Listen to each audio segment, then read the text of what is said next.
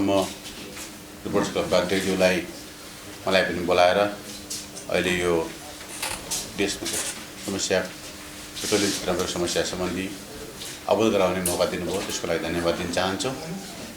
जुन अहिले यो विश्वभरिमा नै कोरोनाको एउटा त्रास फैलिएको छ, अन्य मुलुकमा त भयावह स्थिति नै छ। दण्ड पशुपतिनाथ कृपाले हाम्रो त्यो भयावह स्थिति जुन शिकायत चाहिँ छैन। भोलिको दिनमा पनि यस्तो नहोस् र यसको कारणले गर्दाखेरि बजारमा पेट्रोलियम पदार्थको समस्या अहिलेसम्म भइसकेको अवस्था छैन र नेपालभरिमा भारतका 7वटा नाकाबाट तेल नेपाल भित्रिन्छ। त्यो 7वटै नाकामा हाम्रा नेपाल पेट्रोलियम व्यवसाय महासङ्घ अन्तर्गतका 1900 ट्याङ्करहरूले भारतबाट पेट्रोलियम पदार्थ ल्याउने गरेका छन्। अहिले यो कुनै दिन पनि पेट्रोलियम पदार्थ रोकिएको अवस्था चाहिँ छैन र देशभरिमा चाहिने र आयल निगमले इम्पोर्ट गरेको तेल चाहिँ पेट्रोलियम ढुवानी व्यवसाय मार्फत चाहिँ आयल निगममा र बजारमा पर्याप्त मात्रामा पुगिरहेको अवस्था छ र यो स्थिति भोलि अझै भयावह नहोला भन्नु पनि सकिँदैन। त्यसकारणले अझै निगमले समयमै चलाखो हुनु जरुरी देखाएको छु मैले। जस्तै नेपाल आयल निगमको भण्डारण क्षमता 72,000 किलोलिटरको छ भनेदेखि त्यसलाई फुलफिल गरेर राख्नु पर्यो। अहिले झन्डै 50,000 किलोलिटर मात्र स्टक छ भन्ने कुरा सुनिएको छ, त्यो फुलफिल गर्नु पर्यो। त्यसको साथसाथै हाम्रा ट्याङ्करहरूमा पनि झन्डै 40,000 किलोलिटर तेल स्टक हुन सक्छ। ती ट्याङ्करलाई पनि कुनै खाली नराखिकन सबैलाई फुलफिल गरेर राख्दा अझै राम्रो होला भन्ने म यहाँ निगमलाई पनि मैले अनुरोध गरेको छु।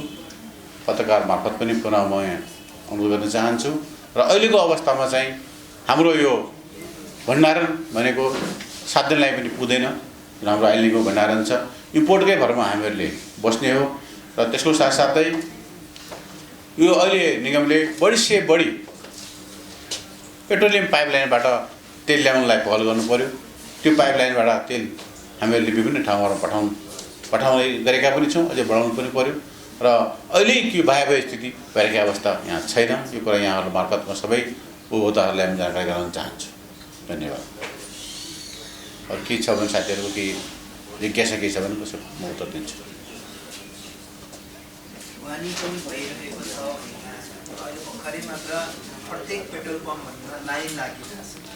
तपाईँले महत्त्वपूर्ण कुरा उठाउनु भयो, यसको लागि धन्यवाद। यो लाइन कुनै पेट्रोलियम नभएर पेट्रोलियम नआएर लाइन भएको होइन। भारतीय आयल निगमबाट प्रत्येक 15-15 दिनमा पेट्रोलियम पदार्थको मूल्य चाहिँ समायोजन हुन्छ। अब अन्तर्राष्ट्रिय बजारमा 30 देखि 35% मूल्य घटेको कुरा आजभोलि त जम्मा वेबसाइटमा सबै वेबसाइटहरूले सबैले हेरिराखेको कुरा हुन्छ। निगमले चाहिँ समयमा यसको मूल्याङ्कन समायोजन नगर्दाखेरि यो भयावह स्थिति 1-2 दिन यहाँ देखिएको हो र हामी के भन्छौँ भनेदेखि जुन गर्नुपर्ने निर्णयलाई छिटोभन्दा छिटो निगमले गरिदिया भयो भनेदेखि त्यो अवस्था आउने थिएन। तेल त छ नि, यहाँ तेल नभएको होइन। 50,000 किलोमिटर तेल त स्टकमा छ, 15-20 हजार तेल ट्याङ्करमै स्टक थियो भनेदेखि चाहिँ मूल्यको कारणले व्यवसायीले लिएर आज ल्याएर रात्रि मूल्य घट्छ भनेदेखि आज किन किन्ने म भोलि किन्छु भन्ने उसको मनमा भयो। वास्तवमा व्यवसाय गर्ने मान्छेको मनमा त्यो हुनु स्वाभाविक कुरा पनि हो र त्यस कारणले निगमले समयमा नै यसलाई चाहिँ जुन मूल्य कायम गर्नुपर्ने हो, नघट्यो भने घट्दैन भनिदिनु पर्ने, घटाउनेमा घटाइदिया भयो भनेदेखि चाहिँ यो अवस्था आउने थिएन। अझै पनि यो 15-15 दिनमा चाहिँ रिभाइज भइरहन्छ। म आयल निगमलाई के भन्न चाहन्छु भनेदेखि गर्ने निर्णय चाहिँ छिटोभन्दा छिटो गरिदियो भनेदेखि उपभोक्ताले यस विषयमा कुनै शास्ति खानुपर्ने अवस्था आउने थिएन। त्यही कारणले मात्रै हो, त्यही कारणमा मूल्य घट्छ भनेर व्यवसायले तेल नउठाएका हुन्। डिपोमा तेल पर्याप्त मात्रामा थियो, त्यस कारणले आयल निगमले समयमा उठाइदिया भयो भनेदेखि चाहिँ मूल्य चाहिँ राखिदिया भयो भनेदेखि चाहिँ यो कुनै पनि हालतमा चाहिँ कहीँ लाइन लाग्नुपर्ने, कुनै उपभोक्ताले चाहिँ लाइन बस्नुपर्ने अवस्था निश्चय पनि आउने थिएन। कालो बजारीको कारणले भएको हो कि यो साँच्चै मूल्य समायोजनको कारणले भएको? अब यसमा एउटा कुरा के भनेदेखि कालो बजारी गर्नुपर्ने यहाँ कुनै ठाउँ पनि छैन, कारण पनि छैन। कालो बजारी कसरी गर्ने? आयल निगमले तोकेको मूल्यमा तेल बेच्ने हो। तेल नभए पनि होइन, तेल पर्याप्त मात्रा छ, कालो बजारमा प्रश्नै उठ्दैन। यस कारणले यो अहिलेको जो अस्ति हामीले यहाँ लाइन देख्यौँ, पेट्रोलियम पदार्थमा पेट्रोल छैन भन्ने हामीले साइनबोर्ड देख्यौँ, त्यो खालि एउटा के भनेदेखि चाहिँ मूल्य समायोजनको ढिलाइको कारणले मात्र भएको। अब यो वाणिज्य विभाग अथवा यसको पुरा नाम चाहिँ वाणिज्य आपूर्ति तथा उपभोक्ता संरक्षण विभाग। अहिले चाहिँ उपभोक्ताको संरक्षणको समय र अलिकति संवेदनशील विषय पनि हो, यो लोकतन्त्रसँगै जोडिएको विषय हो भन्छु मैले त। त्यसैले यसलाई महत्त्वका साथ हामीले बिदाको दिन पनि नभनेर र सँग सम्बन्धित विषय हो यो भनेर चाहिँ त्यही अनुसार एकीकृत रूपमा हामीले चाहिँ मार्केटमा जान्छौँ, बजारमा पुग्छौँ, गुनासो सुन्छौँ, अनुगमन मात्रै गर्दैनौँ। फेला पर्यो भने अन द स्पट कारवाही पनि गर्छौँ र फाइल उठाएर गर्ने कारवाही त अलिक समय लाग्छ होला।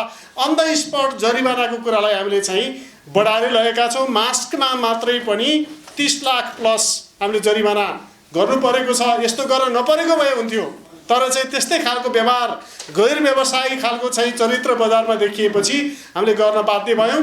अहिले पछि त जिल्ला प्रशासन कार्यालय, प्रहरी प्रशासन पनि यो कहाँ लुकाइएको होला भनेर खोजेर चाहिँ अगाडि बढ्ने क्रममा जानुभएको छ। र हामी वाणिज्य विभागको टोली अहिले चाहिँ ग्यास, यो पेट्रोलियम पदार्थको चाहिँ आपूर्तिको कुराहरूलाई जोड दिएर अगाडि बढेका छौँ। आज हाम्रो चाहिँ 3वटा टिम, आयल निगमका साथीहरूसहितको टिम मार्केटमा छ। आज पनि अनुगमन बढाउनु भएको छ।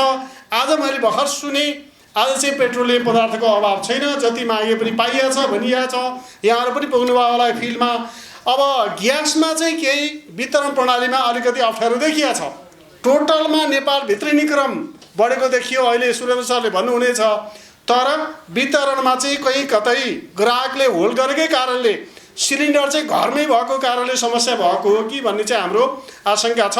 हामी मिलेर एउटा डेटा सिस्टम गराउने, कसरी चाहिँ त्यो पत्ता लगाउने कहाँ कति सिलिन्डर छ भन्ने विषय हामी अझै यसलाई चाहिँ मसिनो ढङ्गले हेर्ने सल्लाह पनि गरेका छौँ। हामी यो अप्ठ्यारो अवस्थामा, विशिष्ट अवस्थामा कुनै पनि हालतमा खराबीलाई मौलाउन दिँदैनौँ। त्यसलाई स्पट आउट गर्छौँ, पहिले त पुष्टै गर्छौँ अनि कारवाही गर्छौँ र जहाँ जहाँ फिल्डमा हामीले पुष्टै गर्छौँ त्यही कारवाही भएको नोटिस यहाँहरूले पनि पाउनुहुनेछ। म यति राखेँ, अरू थप जिज्ञासा भयो भने म सोही अनुसार विभागको तर्फबाट आफ्नो विचार राख्नेछु। धन्यवाद। हाम्रा वाणिज्य विभागका डिजी साहब, पेट्रोलियम ढुवानी व्यवसायी महासङ्घका केन्द्रीय अध्यक्षज्यू, मेरा सहकर्मी नायब कार्यकारी निर्देशकज्यू, यहाँ उपस्थित सम्पूर्ण पत्रकार मित्रहरू, अलिकति थोरै स्ट्याटिस्टिक्समा जाउँ, डाटामा जाउँ अनि हामी अरू तपसिलका कुरामा जाउँ। म सर्टेन डाटा म यहाँलाई लास्ट 5 दिनको म डाटा, 7 दिनको करिब करिब डाटा म यहाँ भन्न चाहन्छु।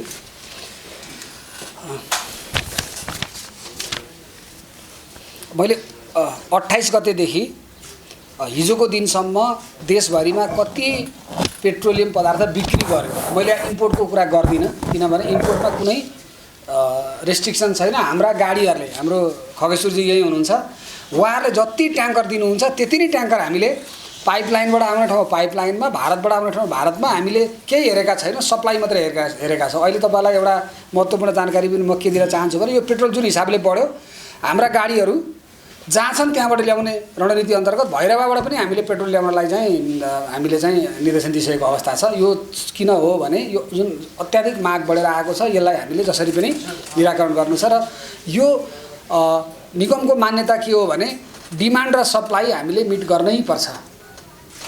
प्राइमेरी फङ्सन भनेको यही हो, अनुगमन कारबाही भनेको सेकेन्डरी फङ्सन हो। योसँग जोडिएको र नियतसँग गाँसिएको विषयवस्तु भएको हुनाले हामी चाहिँ यसमा पनि फोकसै छौँ। योभन्दा बढी फोकस हामी सप्लाईमै छौँ।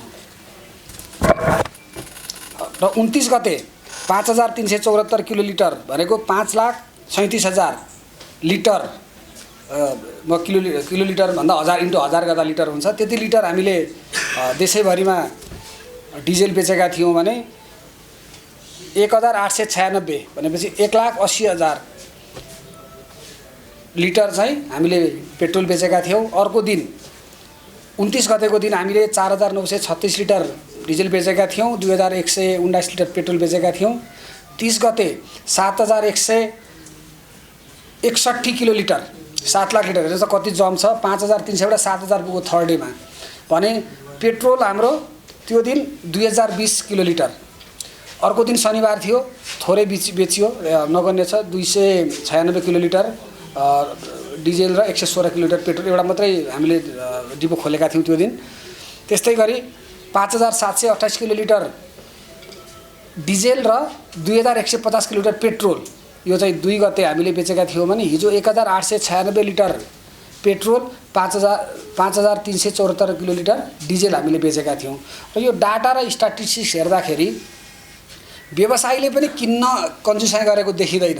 हेर्नुहोस् है त, एभरेज सेल्सभन्दा बढी नै छ र निगमले बेच्नमा त तपाईँहरू सबैतिर पुग्नै भएको छ, तपाईँहरूको नेटवर्क छ, बुझ्नु होला। हामीले कहीँ कुनै ठाउँमा कसैको व्यवसायको डिमान्ड काटेको छैन, हामीले जति माग्नुहुन्छ त्यति दिएको अवस्था छ। र यो डाटा र स्ट्याटिस्टिक्सले जुन बाहिर आइरहेको छ व्यवसायीले मूल्य बढेको कारणले नकिनेको हो कि यताउति, त्यो पनि देखिँदैन। एकाध दुईले गरे होलान्, एकाध दुई मनोगत प्रवृत्ति हो, गरे होलान्, तर समग्र डाटाले त्यस्तो देखाउँदैन। एकाध दुई जुन गरेका छन् त्यो पक्रिसकेको छ। नेत्र सरले भने जस्तो हाम्रो सरकारी टिप्पणी कारबाहीलाई पनि 2-4 दिन लाग्छ, अलि 2-4 दिन सूचना पाउनुहुन्छ, हामी कारबाही गर्दैछौँ। अब यो भयो डिजेल पेट्रोलको कुरो। अघि वाणिज्यको टिमको रिपोर्ट पनि आयो, आज हाम्रो पनि भर्खरै रिपोर्ट आएको छ देशैभरिबाट। पेट्रोलियम पदार्थ के हुन्छ भने हाम्रो ब्याङ्क खुल्न अलिकति हामीले के बुझिदिनुपर्छ भने अत्याधिक डिमान्ड भएपछि बेलुका स्टक आउट भयो, ब्याङ्क खुल्छ 10 बजे।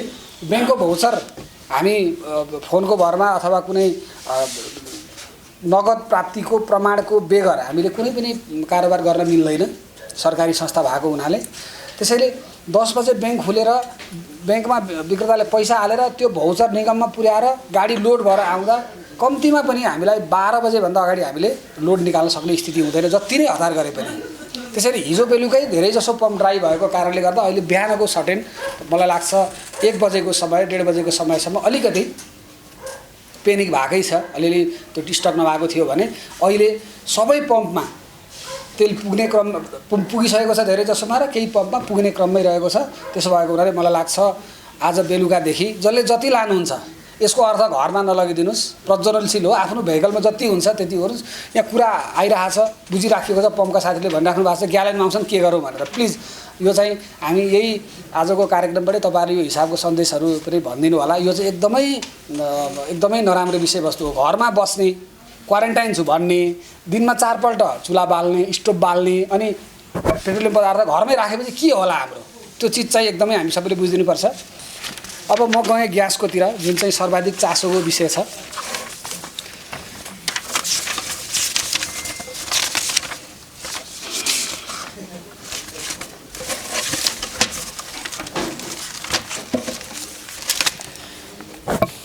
ग्यासमा म कति सिलिन्डर हाम्रो इम्पोर्ट भएको छ यो लास्ट 7 दिनको मोटामोटी म तपाईँहरूलाई डाटा एउटा भन्न गइरहेको छु। फागुन 28 होलीको नेक्स्ट डे परेको हुनाले इम्पोर्ट कम भएको छ, करिब 87,000 सिलिन्डर बराबरको ग्यास हाम्रो भन्सार कटेको छ। मैले भन्सार कटेको मात्रै कुरा गरेको। फागुन 29 90,000 सिलिन्डर जति बजारमा गयो। फागुन 30 2,63,000 सिलिन्डर बजारमा गयो। चैत्र 1 शनिबार थियो, 50,000 मात्रै सिलिन्डर बजारमा गयो, भन्सार कट्यो। चैत्र 2 1,88,750 सिलिन्डर भन्सार कटेको छ। चैत्र 3 1,21,250 सिलिन्डर भन्सार कटेर आएको छ।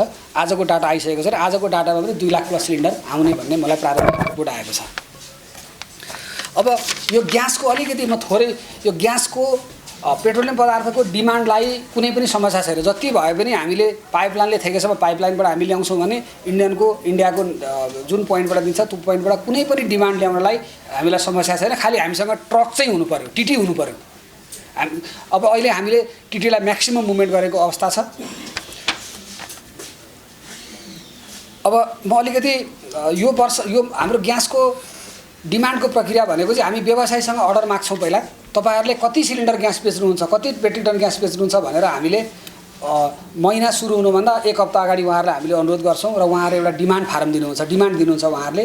त्यो डिमान्डमा हामीले 5-10% थपेर, घटाएर होइन, थपेर हामीले इन्डियन ओइल कर्पोरेसनलाई हामीले पठाउँछौँ र इन्डियन ओइल कर्पोरेसनले आफ्नो नाका छ, हामीलाई दिने 4वटा नाका छ, 4वटा बिन्दु छ लोडिङ पोइन्ट, मथुरा, हल्दिया, पारादीप र बरौनी, र उहाँहरूले भनिदिनुहुन्छ यो पोइन्टमा यति मेट्रिक टन तपाईँलाई ग्यास यो महिना दिन्छु भनेर उहाँहरूले हामीले लिखित पठाउनुहुन्छ।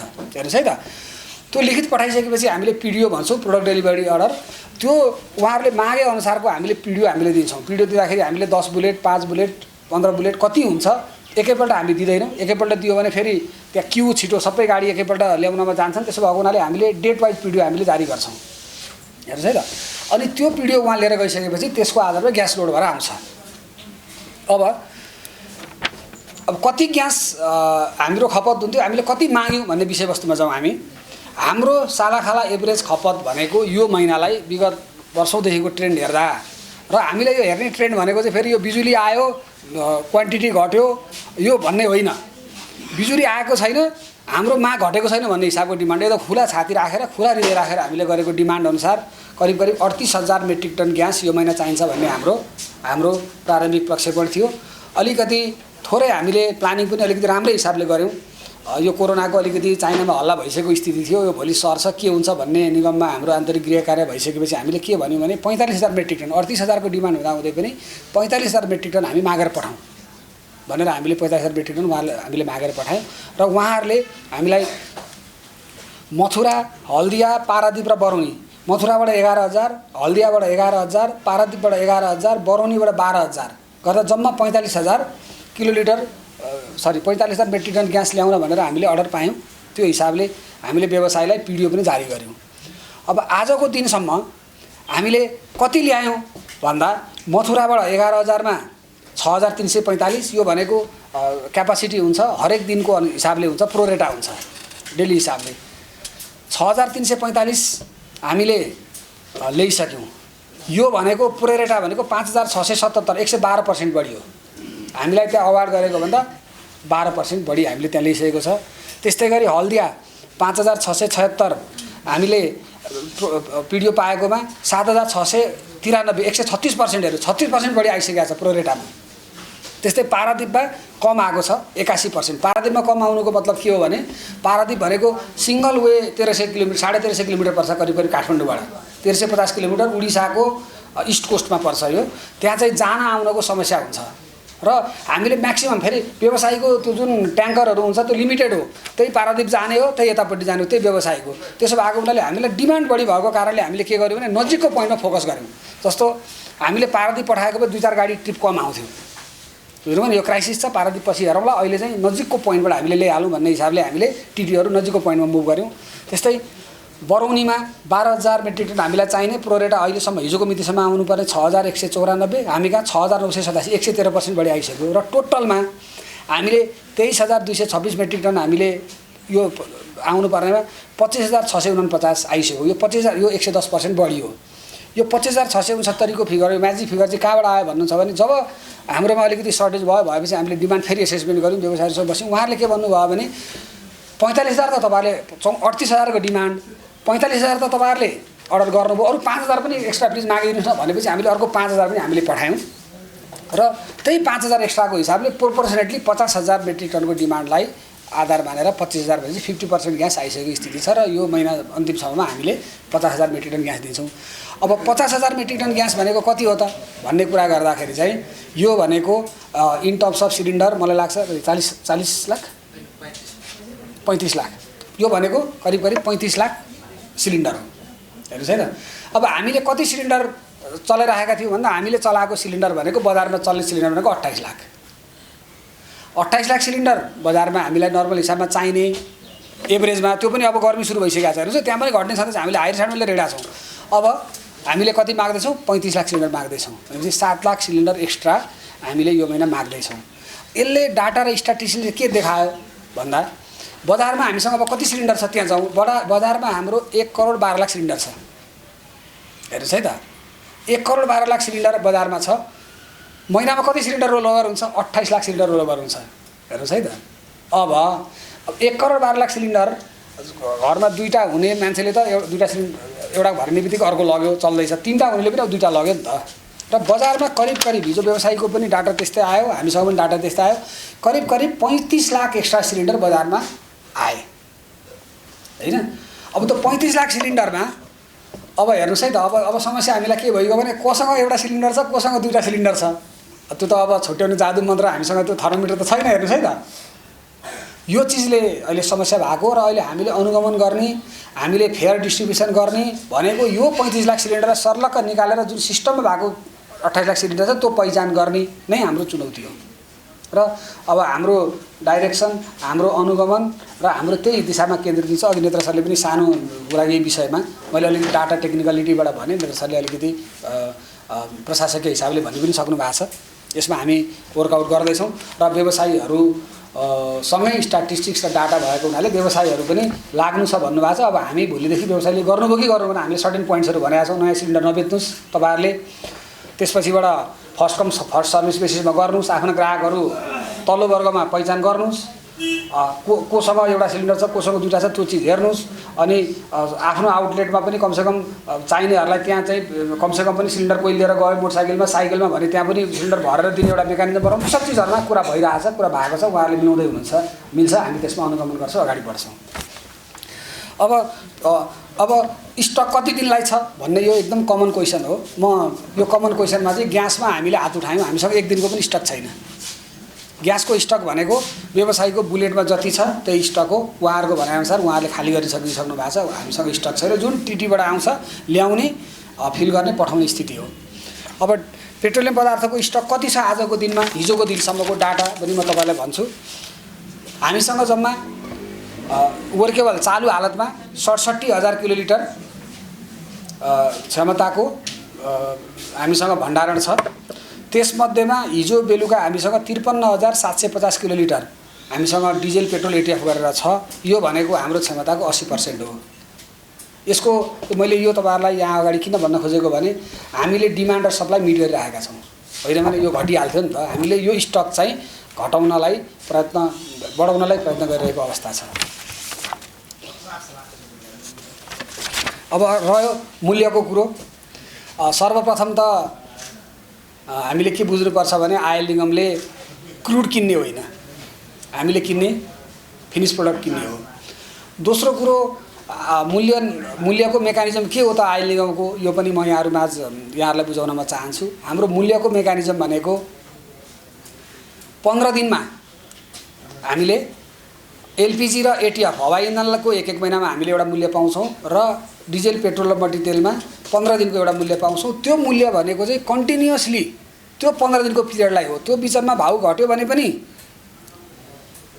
हामीले एक्स्ट्रा पैसा तिर्नु पर्दैन, बढ्यो भने पनि घट्यो भने पनि हामीलाई उनीहरूले फिर्ता दिँदैन, बढ्यो भने पनि हामीले त्यो पैसा चाहिँ इन्डियन ओइल कर्पोरेसनलाई दिनु पर्दैन। एउटा एक्जाम्पल म पनि यहाँहरूलाई भन्छु, साउदीको ड्रोन एट्याकमा सर्ट टर्म 15देखि 20 दिनमा ठुलो मूल्यको उतार चढाव भयो नि त, तर त्यसमा निगमको इम्प्याक्ट त्यसलाई कति पर्यो, 4.5 रुपियाँ मात्रै पर्यो। अन्तर्राष्ट्रिय बजारमा मलाई लाग्छ त्यतिखेर पनि क्रुडको हिसाबले 30% भन्दा बढी फ्लक्चुएट भएको थियो।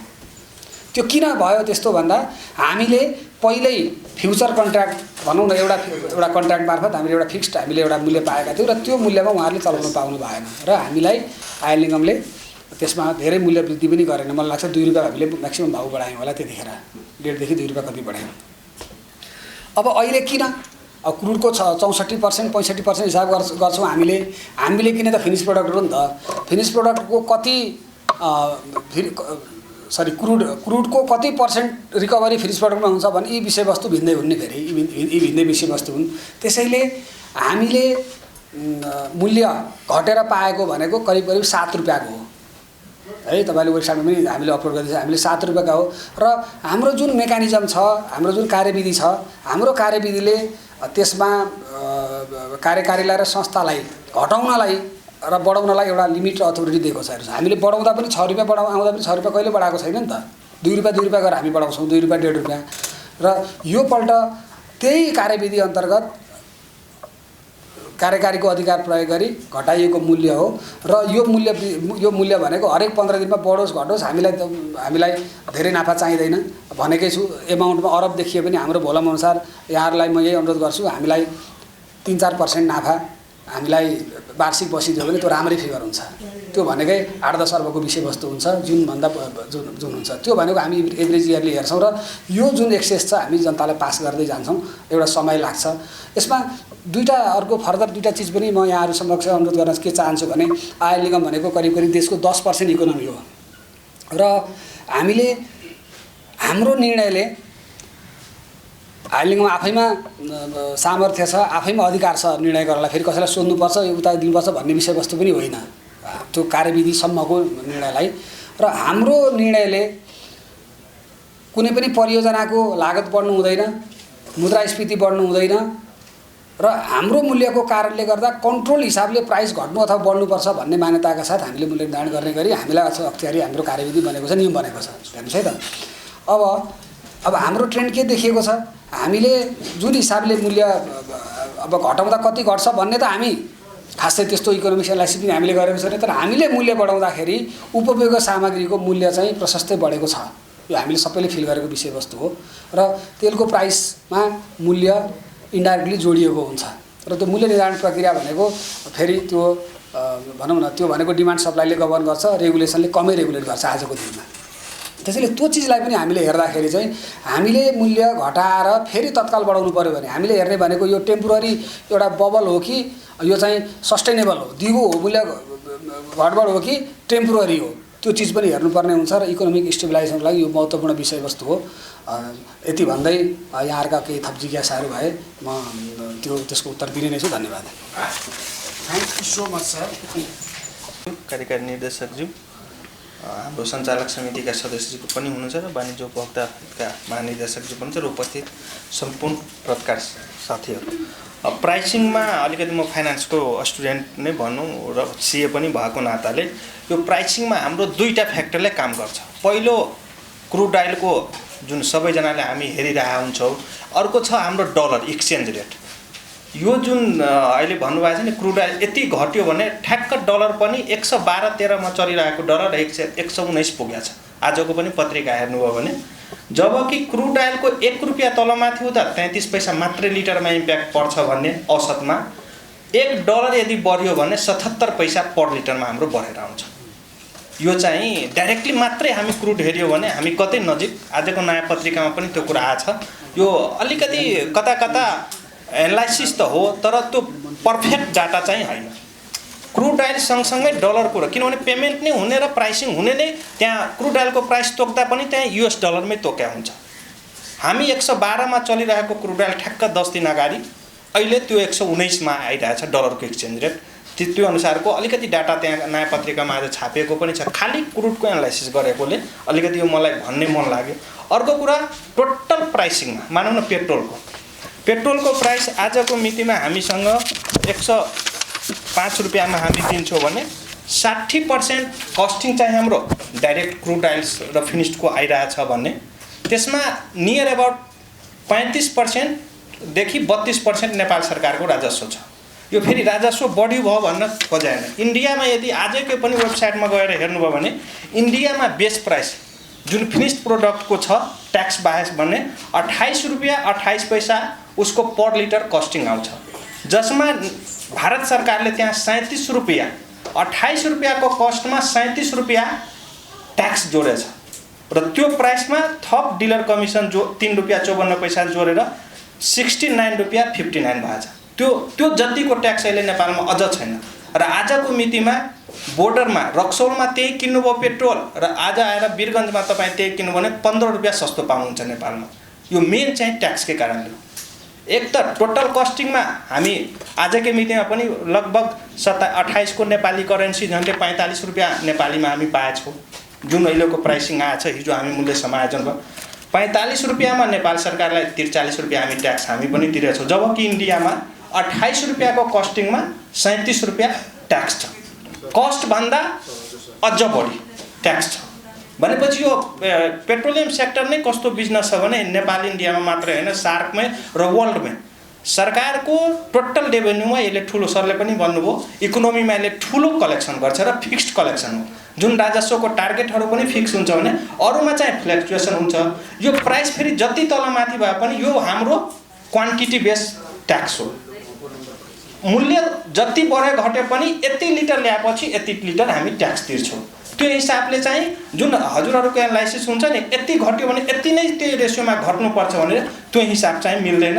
यति चाहिँ मैले जिज्ञासा हजुरहरूकोमा राखेँ जुन आज पत्रिकामा पनि आइरहेको छ यति घट्दा किन घटेन। मेन चाहिँ फिक्स्ड ट्याक्सको कारणले चाहे हामीभन्दा त अझै इन्डियामा ट्याक्स बढी नै छ र नेपालमा पनि ट्याक्स भएकोले डाइरेक्ट कस्टमा त्यति इम्प्याक्ट पर्छ र क्रुड अइलको सँगसँगै डलरको पनि एक्सचेन्ज रेट बढेकोले त्यो इम्प्याक्ट मात्रै देखेन र कुनै टाइममा त 134 रुपियाँमा पेट्रोल गएकोमा अहिले 105 मा छ, जबकि इन्डियामा हेर्नुभयो भने त्यो 147 ब्यारल जति पुगेकोमा आज त्यो लगभग त्यो टाइमभन्दा पनि बढी प्राइसिङ चाहिँ भइरहेछ।